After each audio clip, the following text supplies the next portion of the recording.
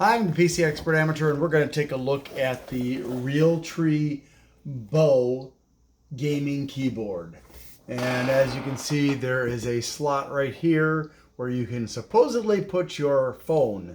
And there are some other things here, which I think maybe like for pens or something like that, something small, just so you can keep them from falling off of your desk. And there is also a wrist rest. So you can see that on that right there. It's just for that side for gamers, you know, because gamers only need one hand. I never would possibly use the arrow keys on the other side of the keyboard. Now that would be silly. Well, I've used this. And it says it's Realtree certified. I think that Realtree should be, well, a little bit embarrassed. Because, quite frankly, this did not meet up to my expectations as far as what I expect. I mean, there are some nice features, but that doesn't outweigh the problems. So this is the wrist rest, and it's held in place with magnets and also these two pegs, I guess you could call them, that fit into the two holes on here. And of course, the reason that there are magnets is because this camouflage frame is made of ferrous metal. So you can take it and you can fit it right there, just like that, and you're ready to use it. Unfortunately, though, the magnets are not very strong. Yeah, they're kind of weak. So if there's something that can possibly interfere, it's going to interfere. So this is not really particularly wonderful. If maybe they had not skimped out on the neodymium magnets and provided some magnets that had more power, it might be a different story, but that's just another problem. One of the nice things I liked about it is that there is a volume button. It's also a mute button. And for some reason, in order to activate the volume changing, you have to push it in, which is the same thing that you do when you want to mute the volume. So sometimes, not always, but sometimes when you change the volume up or down, you also mute the volume. So you'll want to pause your video when you are changing the volume so that you don't have to worry about missing anything as your keyboard suddenly mutes the audio. There are also these three things right here. Those are actually dual function. Number one, they are for the caps lock, the numeric lock, and the scroll lock, but some of them also have media functions. Unfortunately, those media functions are not indicated. If I remember correctly, on this middle one here is to pause and resume. So maybe the two on either side are for forward and backwards. I don't know. Once I used it at the very beginning with that, I was never going to use it again. Now, that brings us to the slot for the mobile phone. I don't have a mobile phone because I'm recording with my mobile phone, but what I can tell you is this. If you have the feet down instead of up, then when you put this on your desk, it's on enough of a slant that your phone kind of flops forward because it's not been designed correctly. This is only an insert for the hole that is that deep. So it has no way of making sure that the mobile phone won't flop forward. And therefore, if say you wanted to record using your phone sitting in that slot, you really can't do it unless you figure out a way to make sure it doesn't flop forward, or you put the legs down or feet down, whatever you want to call them. So that's an irritation. And also, you know, if you want to like look at something while you're working on your computer, it's also going to be a little bit problematic. Although you can see the screen, you can't see the whole screen, first of all. And it's slanted forward, so yeah. All in all, not good. So, I mean, I suppose people are saying, but I like the camo. I like the camo too. I don't like it for camo. I like it because it's natural scenery kind of thing. And I love nature. But what I don't like is the keyboard. So first of all, if I take this off, you can see there's a very high, I guess you could call it a neck for this to fit into. And unfortunately, the way they've designed the buttons and the slots, or not the slots, the switches, it's wiggly. It's very wiggly. Now there is not much. If you're like doing it like this, it doesn't feel like there's very much pressure that you have to apply, and it kind of feels nice. But when you're actually typing on it, especially down on the regular keyboard instead of the escape key, which you don't type on, right? Yeah, it's a problem. It unfortunately, if your fingers are not exactly over the key, which of course they're at angles and stuff like that, what you're going to experience is excess resistance to depressing the keys. And that means sometimes you think you'll press a key, but you haven't pressed a key, and then you have to go back and you have to fix it, which I found modestly irritating. Now, you're probably saying, well, but what about other features? Well, aside from the fact that you've got the standard media keys underneath the function keys, which you can activate using function, there is also the lighting. And it's wonderful. You function and then you use the scroll lock button and the lights turn on.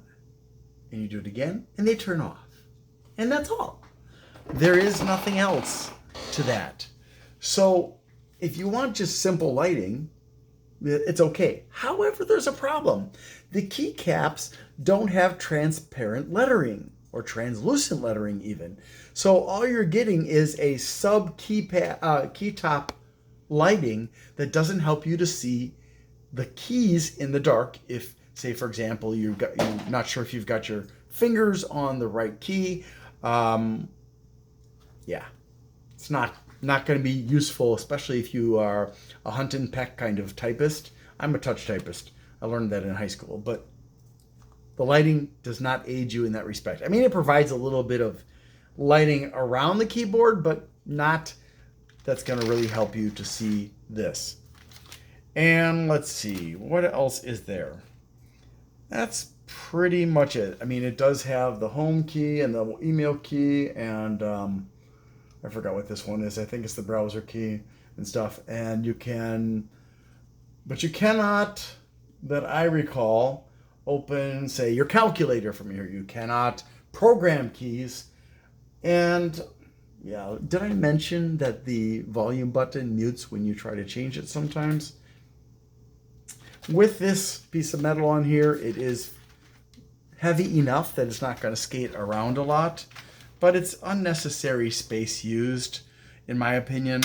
And quite frankly, okay, I'll be honest. I bought this at Ollie's, and a lot of the stuff that's IT stuff that Ollie buys at the and then resells at a lower than normal price is not high quality stuff, and this is not really an exception. So I have seen this particular keyboard ever since I started going there, which I think was in 2022, if I remember correctly, or early 2023.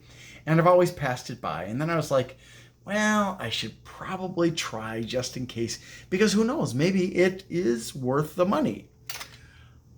If you're not a fast typist, this is probably okay. If you are a dedicated gamer, it's not going to work out for you. I think for somebody who just casually using a keyboard, it's okay. But for the rest of us, no, it's not a good choice. So, I think I'll give it a 4. It's out of 10 keyboards, I guess, or stars or whatever, because it just is not satisfactory. Now, it does come with a keyboard manual, which I have around here somewhere, but yeah, it's pretty small and not really actually useful. It also has some information about special keys and installation. Installation? You need instructions on how to install a USB keyboard? Really? Huh. I guess they were just trying to take up that extra space there. Okay. Now the special functions, which you can see right there. Oh, come on. Focus. Focus. It's not focusing. Oh, well. I'll read it to you then. So let's see, we've got print screen, which is not special. Scroll lock, which is the one that you use for the light switch. Pause break, which is will halt a process. I don't think most people even know what that's for, and most people don't even use it, I'm sure. So if you do function and then the F keys is turn on the media player, volume down, volume up, mute, previous song, next song, play, pause, stop, home page, open default mailbox, open my computer, and F12 is collection. And there are 104 keys plus 3 audio control buttons and volume knob. Audio control buttons. Those didn't seem to be audio. You know, and it's kind of weird how they have the LED at the bottom of each of these, so it looks like a dial. You can't turn it. You can only push it. And the color of the LEDs is blue. I guess what I can do now is I can plug it into my current keyboard, which is not perfect, but it's much better than this one. I got tired of using this one because of the irritations from it. Okay, so you can see here that it is on. Now I'm going to put some music on just so we can play with those the buttons that are supposed to control that. All right, so, oh dear, it doesn't do anything. Oh, pause and play. And that one doesn't seem to do anything. Mute, unmute. Let's try adjusting the volume. Yeah. So that's really annoying. And again, see, when I increase the volume, it doesn't mute it. When I decrease the volume, it mutes it. What the heck? Increase, decrease. And even when I go back to increasing it, it won't turn it back on until I press again. So that's annoying. And then, the one other thing that you should definitely see is the fantastic lighting. It's static, and it's pretty useless. So that's it. It's just, I mean, if you get it for free or almost free, I paid $8 and I feel like $8 was too much. For me. Again, if you are somebody who doesn't need a special keyboard, you don't do anything special on it like fast typing or gaming or whatever, it's okay. I mean, visually it's okay, but beyond that, again, no. So, thank you so much for watching. I do appreciate it.